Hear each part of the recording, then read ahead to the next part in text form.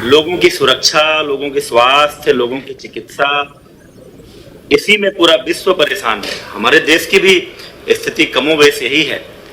लेकिन इसी परिस्थिति में, इसी दौरान ये अपने आप में ऐतिहासिक घटना होगी। शायद कोई दूसरा उदाहरण ऐसी विकट परिस्थिति में कभी नहीं मिलेगा कि एक तरफ इतनी बड़ी महामारी, उससे इतने बड़ी प्रदेश में उससे निपटने की कार्य योजना, चिकित्सा और स्वास्थ्य की पूरी व्यवस्था, राहत की पूरी व्यवस्था, लेकिन उसी दौरान प्रदेश के गरीब, मजदूर, किसान और जन सामान्य के बच्चे जिन स्कूलों में पढ़ते हैं, बेसिक शिक्षा से जुड़े हुए स्कूल, उनमें गुणवत्तापूर्ण शिक्षा उपलब्ध कराने की दृष्टि से और उत्तर प्रदेश के जो नौजवान हैं, जो शिक्षित नौजवान भी बड़ी संख्या में हैं, उनको 69,000 ऐसे नौजवानों को रोजगार उपलब्ध कराने के लिए भर्ती प्रक्रिया चल रही थी, सुचारू रूप से अंतिम चरण में थी।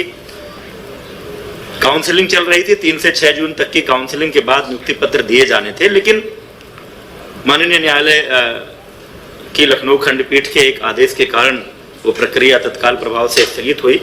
हम डबल बेंच में अपील में गए हैं। जैसा सुनवाई पूरी हो चुकी है, फैसला रिजर्व है, जैसा माननीय न्यायालय का आदेश होगा तदनुरूप कार्रवाई करेंगे।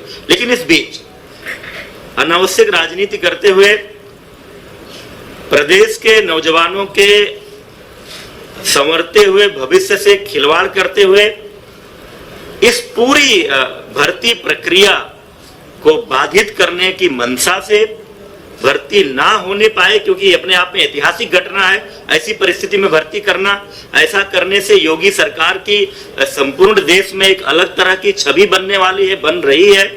उसको बाधित करने के लिए राजनीतिक मंशा से कई सारी बातें कही गई हैं, कई सारे आरोप लगाए गए हैं, कई प्रश्न आए हैं पब्लिक डोमेन में, मीडिया के माध्यम से भी, अन्य माध्यमों से भी।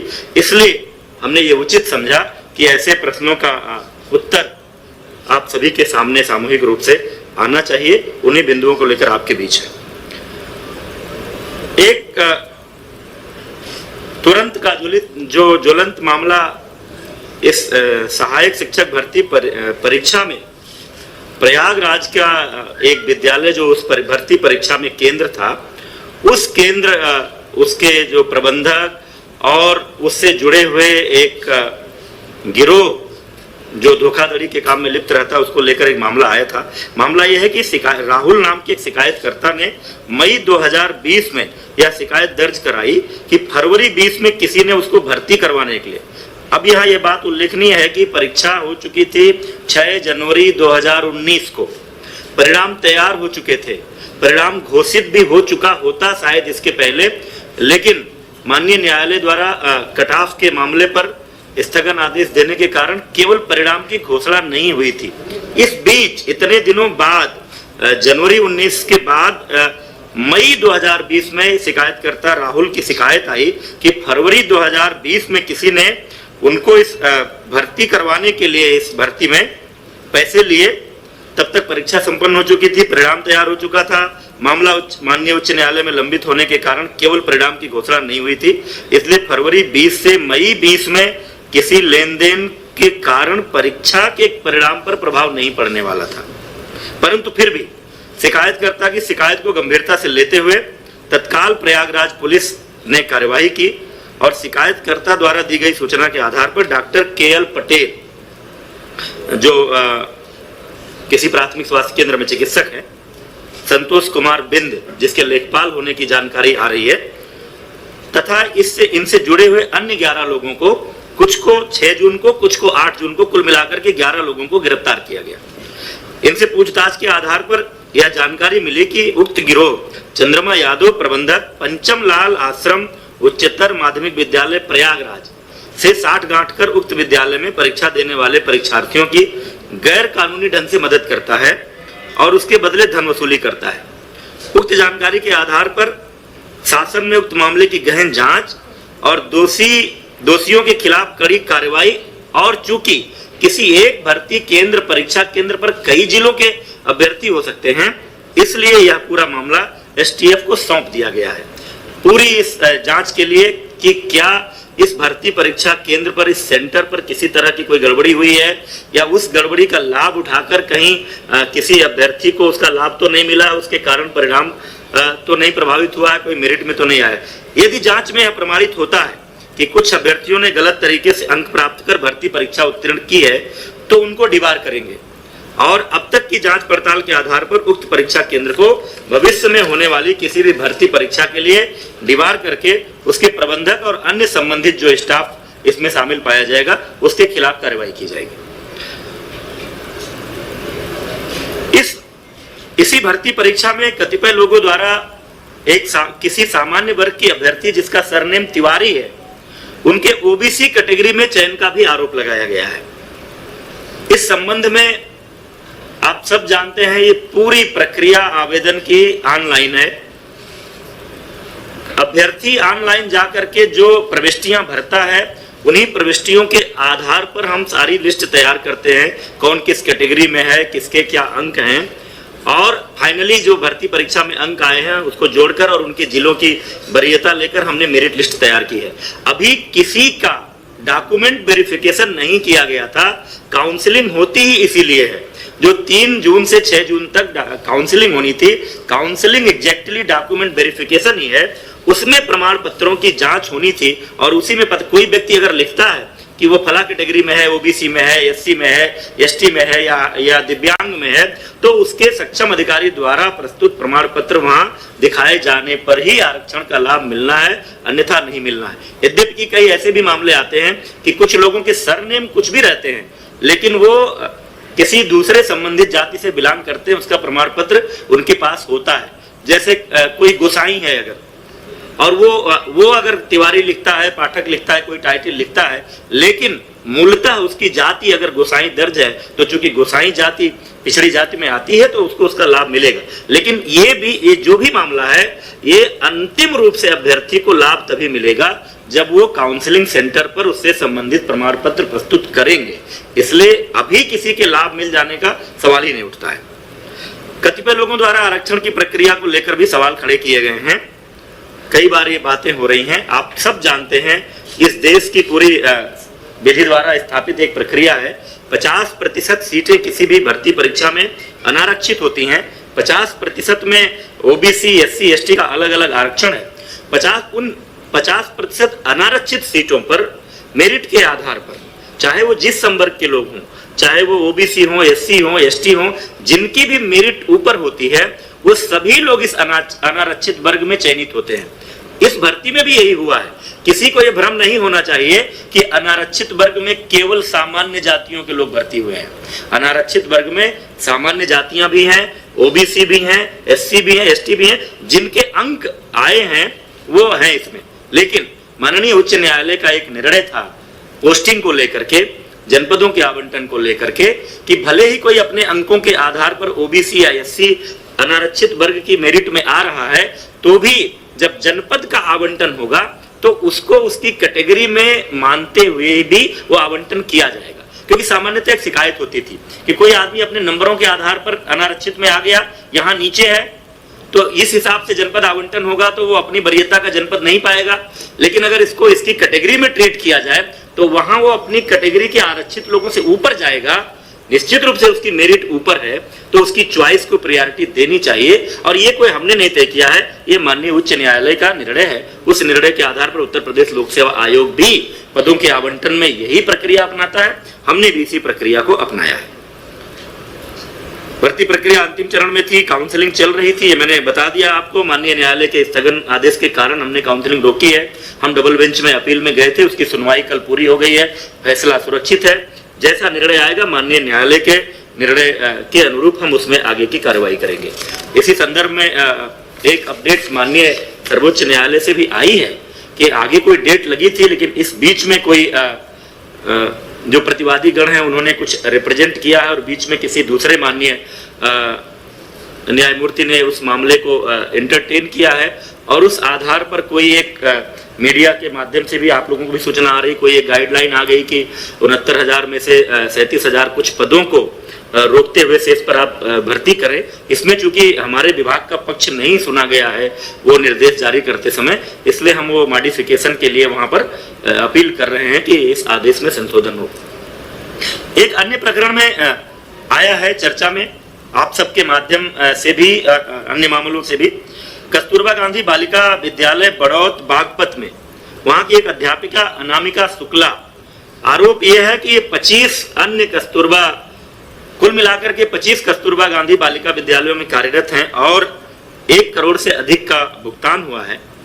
इस संदर्भ में आपको मैं बताना चाह रहा हूं कि हमने प्रेरणा डिजिटल फ्रेमवर्क बेसिक शिक्षा विभाग में पिछले कई महीनों से लागू किया है, जिसके माध्यम से मानव संपदा पोर्टल हमारा है। उस पोर्टल के माध्यम से हम अपने विभाग में कार्यरत सभी शिक्षकों का पूरा डेटाबेस तैयार कर रहे हैं, हर आदमी का पूरा डिटेल उसमें है। शुरू में ये जो हमारे प्राइमरी और अपर प्राइमरी थे, प्राथमिक और उच्च प्राथमिक, उसमें ये लागू था, लेकिन बाद में 11 फरवरी के एक आदेश के अंतर्गत हम लोगों ने इस फ्रेमवर्क को प्रेरणा तकनीकी फ्रेमवर्क के नाम से जाना जाता है, कस्तूरबा गांधी बालिका विद्यालयों में भी लागू किया है। और उस लागू होने के बाद मार्च से वहां भी जो डेटा फीडिंग की प्रक्रिया शुरू हुई, अब उसमें एक सिस्टम है कि अगर कोई भी सेम डिटेल दूसरी जगह फीड किया जाएगा तो वो हमारा सिस्टम हमको अलर्ट करेगा। और उस फ्रेमवर्क के इस्तेमाल के कारण ये मामला पकड़ में आया है और जो जांच हुई है उस जांच में ये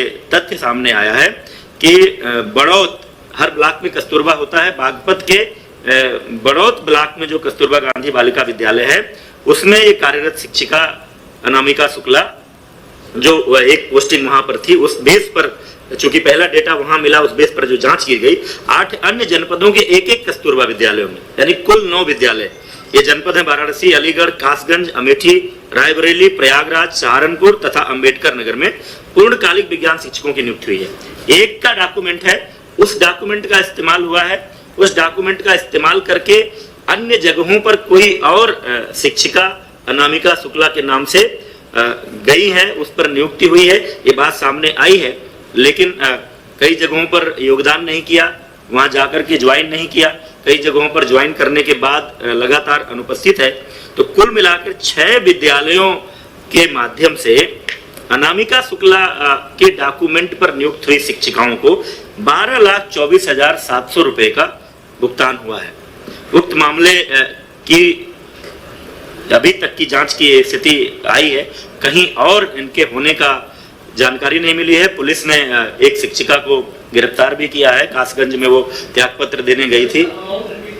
12,24,700 एग्जैक्टली जो अनामिका शुक्ला है वो अभी पुलिस की गिरफ्त में नहीं है, लेकिन साथ ही हम लोगों ने पूरे प्रदेश के 746 कस्तूरबा गांधी बालिका विद्यालयों में लगभग 5,000 शिक्षक और शिक्षिकाओं के डॉक्यूमेंट के वेरिफिकेशन, उनके अभिलेखों की जांच, उनका आधार कार्ड और उनके पहचान पत्र, इन सब की जांच का आदेश दे दिया है, ताकि कहीं और कोई ऐसा मामला हो तो वो भी पकड़ में आ जाए और भविष्य में इस तरह का ना हो। क्योंकि ये नियुक्तियां जिला स्तर पर होती हैं, डाइट प्रिंसिपल की अध्यक्षता में एक कमेटी होती है, उसमें बीएसए होते हैं, एक मनोवैज्ञानिक विशेषज्ञ होते हैं, एक डीएम के नामिनी होते हैं, संविदा पर ये नियुक्ति होती है 1 वर्ष के लिए।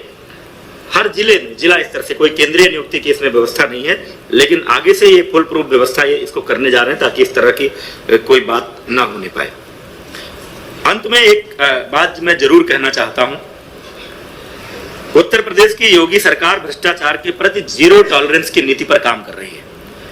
हमारे सामने, हमारी सरकार में कभी भी, जब भी योगी सरकार के सामने किसी भी क्षेत्र में, किसी भी मुद्दे पर कोई भ्रष्टाचार की शिकायत आई तो सरकार ने ऐसे किसी विषय को दबाने छिपाने की कोशिश नहीं की। तुरंत ही सक्षम अधिकारियों को इस ऐसे मामलों की जांच सौंपी जाती है और उस जांच के परिणाम के आधार पर दोषी व्यक्तियों के खिलाफ कार्रवाई की जाती है। पिछले सरकारों के समय में जो हमारे उच्च प्राथमिक जो विद्यालयों में नियुक्तियां हुई थी, योगी सरकार के आते ही माननीय मुख्यमंत्री जी के संज्ञान में यह विषय आया कि कुछ संख्या में फर्जी शिक्षकों की नियुक्तियां हुई हैं। तुरंत ही ऐसे शिक्षकों की जांच करने और उनको बाहर करने के लिए माननीय मुख्यमंत्री जी के आदेशानुसार एसआईटी को और एसटीएफ को अलग अलग मामलों की जांच सौंपी गई और उसका परिणाम ये रहा कि एक बार 775 शिक्षकों की सेवा समाप्ति की गई। पूरी फुल प्रूफ जांच के बाद जो फर्जी पाए गए, 522 के विरुद्ध एफआईआर दर्ज कराई गई है। 23 अध्यापकों के विरुद्ध नियमानुसार कार्यवाही गतिमान है, क्योंकि एक स्थापित प्रक्रिया है। नोटिस देते हैं, उनको अपना पक्ष रखने का मौका देते हैं, ताकि वो न्यायालय में भी जाएं अगर तो हमारी कार्यवाही पुष्ट हो। इसके साथ ही साथ एक 2004-05 में डॉक्टर भीमराव अंबेडकर विश्वविद्यालय आगरा से बीएड की कुछ फर्जी डिग्री का मामला आया था। उनमें से जिन लोगों पर संदेह था, ऐसे 1356 अध्यापक चिन्हित हुए थे, उसमें से भी 926 की सेवा समाप्त की जा चुकी है। 406 के विरुद्ध कार्यवाही गतिमान है। इस प्रकार अब तक 1701 ऐसे फर्जी शिक्षकों की सेवा समाप्ति की जा चुकी है तथा 429 के विरुद्ध कार्यवाही गतिमान है।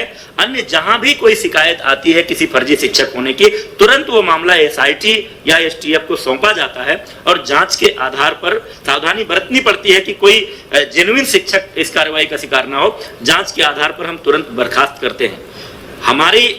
हमारे कार्यकाल में जितने लगभग 50,000 शिक्षकों की भर्ती जो इसके पहले विभिन्न भर्ती अभियानों में अभी तक हो चुकी है, उसमें से अभी तक किसी फर्जी शिक्षक की नियुक्ति का मामला नहीं सामने आया है। कोई ऐसी शिकायत आएगी तो उसकी भी जांच करेंगे और इसी तरह की कार्रवाई करेंगे। हमारी कार्रवाई को लेकर लोग कोर्ट में गए थे, लेकिन माननीय न्यायालय ने भी बर्खास्तगी की, फर्जी शिक्षकों की बर्खास्तगी की कार्रवाई को उचित ठहराया है और ये कहा है कि जो उत्तर प्रदेश सरकार ने कार्रवाई की है वो विधि के द्वारा स्थापित प्रक्रिया के अनुसार हुई है। यह ऐसी सरकार है जो भ्रष्टाचार मुक्त और पारदर्शी शासन के लिए जानी जाती है। सरकार शिकायतों को तुरंत संज्ञान में लेकर त्वरित जांच कराकर कार्रवाई करती है। फिर भी कुछ लोग ऐसे हैं जिनका खानदानी पेशा ही भ्रष्टाचार और घोटालों का रहा है। उनका पूरा इतिहास भ्रष्टाचार का, घोटालों का रहा है, तो वो उनकी कल्पना में नहीं है कि इतनी बड़ी कोई भर्ती या इतनी बड़ी संख्या में रोजगार देने का अभियान ये बिना भ्रष्टाचार के कैसे हो सकता है। क्योंकि स्वाभाविक है कि जिसका अपना जो ट्रैक रिकॉर्ड रहता है, जिसका अपना जो स्वभाव रहता है, आदमी उसी आधार पर सोचता है। इसलिए पूरी भर्ती, मैं एक आरोप लगाना चाहता हूं, पूरी भर्ती प्रक्रिया को डिरेल करने के लिए योगी सरकार को इस बात का श्रेय न मिले कि जिस तरह से इस कोरोना के कारण उत्पन्न हुई महामारी में पूरे प्रदेश की 23 करोड़ से ऊपर की जनसंख्या को एक एक व्यक्ति को भोजन मिले, राशन मिले, जीवन निर्वाह भत्ते के रूप में 1000 रुपया जो पात्र व्यक्ति हैं उनको मिले, साथ ही 1500 से अधिक ट्रेनों को लगा करके जिस तरह से लगभग 30 लाख प्रवासियों को प्रदेश में लाया गया, फिर उनकी स्किल मैपिंग हो रही है, उनको भी राशन और निर्वाह का भत्ता दिया जा रहा है और आगे उनको भी वापस जहां जहां अपने गांव में लौटे हैं उनको रोजगार देने की बात हो रही है।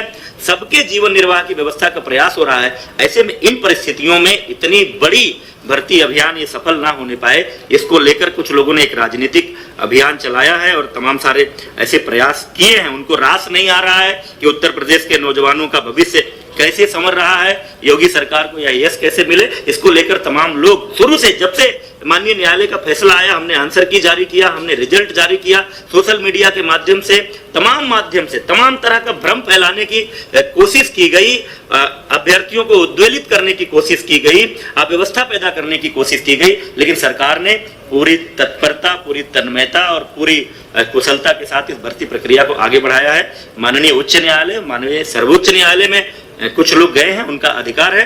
जैसा माननीय उच्च न्यायालय का और माननीय सर्वोच्च न्यायालय का आदेश आएगा उस अनुरूप हम इस कार्रवाई को पूरी करेंगे। योगी सरकार की मंशा ये है कि ये भर्ती प्रक्रिया यथाशीघ्र कुशलता पूर्वक पूरी हो, प्रदेश के 69,000 नौजवानों को रोजगार मिले और प्रदेश के 69,000 स्कूलों को, हमारे गांव गरीब मजदूर किसान के बच्चे जिन स्कूलों में पढ़ते हैं उसमें पढ़ने वाले बच्चों को गुणवत्तापूर्ण शिक्षा मिले।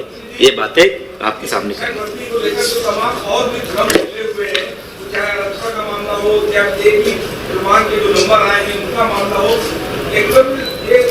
बहुत जरूरी है, समझना लोगों के लिए बहुत जरूरी है कि हाईकोर्ट में जो मामला है क्या वो इन सब बातों को लेकर है या फिर और हेरिंग हुई है, तो इन्हीं मुद्दों को लेकर या और कोई नहीं। माननीय उच्च न्यायालय लखनऊ के सामने जो मामला गया था, लखनऊ खंडपीठ के सामने, जिस पर काउंसलिंग स्टे हुआ, वो मामला कुछ प्रश्नों को लेकर गया था कि कुछ अभ्यर्थियों को ये था कि जिन प्रश्नों के उत्तर हमारा जो परीक्षा नियामक प्राधिकरण है उसकी जो विशेषज्ञ समिति ने जो उत्तर तय किए हैं, जिस आधार पर हमारा रिजल्ट बना है, उनको उस पर आपत्ति थी कि इसका उत्तर ये नहीं कुछ और है।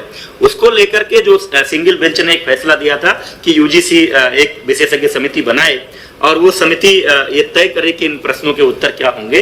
तो चूंकि उस निर्णय के खिलाफ हम डबल बेंच पे हमने अपील की है, सुनवाई कल पूरी हो गई है, फैसला सुरक्षित है। डबल बेंच का जैसा निर्णय आएगा उसके बाद ही हम उस बात पर निर्णय ले पाएंगे।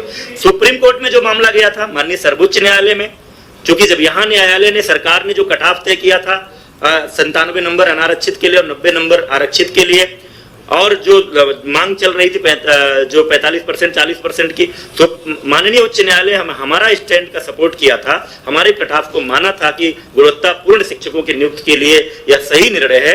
तो जो सर्वोच्च न्यायालय में लोग गए हैं उस कट ऑफ वाले निर्णय के खिलाफ गए हैं, वो निर्णय माननीय सर्वोच्च न्यायालय से आना।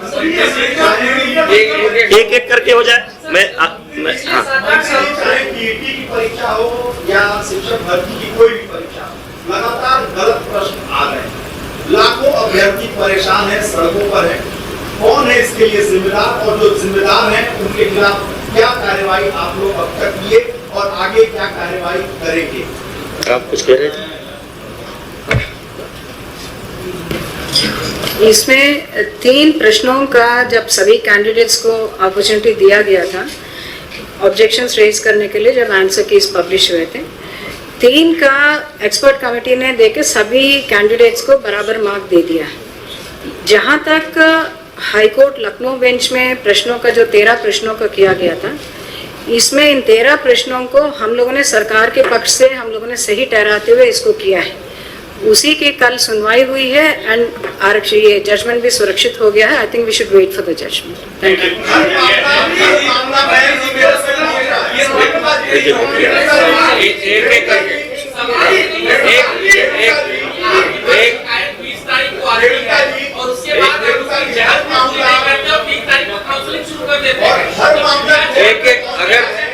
एक एक करके अगर बात नहीं करेंगे तो फिर आ नहीं पाएगा। या ऐसा कर सकते हैं कि प्रश्न आ जाए सबके, फिर एक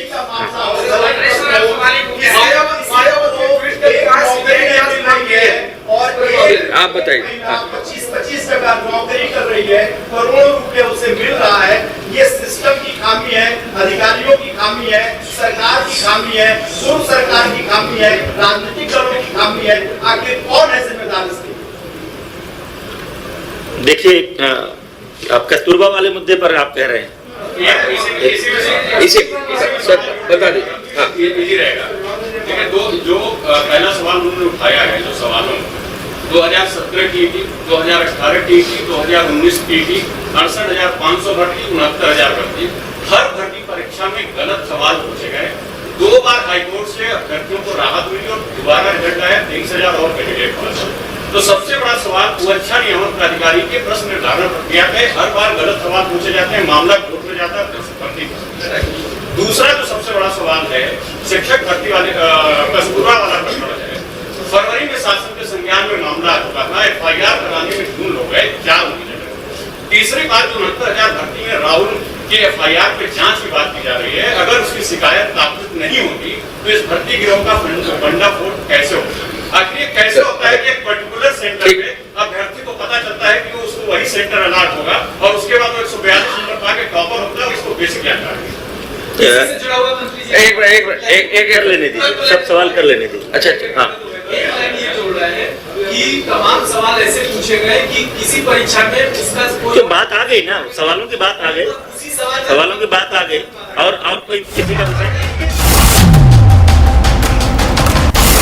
तो आप सुन रहे हैं बेसिक शिक्षा मंत्री सतीश द्विवेदी जी को, जो कि 6 जनवरी 2019 को आने वाला था परिणाम, सतीश जी का कहना है। तो वहीं शिक्षा मंत्री ने अभी साफ कहा है कि इस पर आगे और विचार किया जाएगा। शिक्षक भर्ती पूरा मामला है, राजनीति नहीं होनी चाहिए इस मामले में, ये भी उन्होंने कहा। और साथ ही जो अनामिका शुक्ला का मामला है, एक साथ कई स्कूलों से सैलरी उठाने वाला, इस पर भी उन्होंने साफ किया है कि इसके लिए अब हम पूरी मॉनिटरिंग करेंगे, एक तैयारी किया जा रहा है और इसके लिए एक सॉफ्टवेयर डेवलप किया जा रहा है, जिसमें यदि आप एक व्यक्ति की डिटेल एक जगह फिलअप करते हैं और दूसरी जगह वो होती है तो तुरंत कैप्चर होगा। तो इस तरीके से हालांकि अभी भी पत्रकारों के सवाल उठ रहे हैं जिसका वो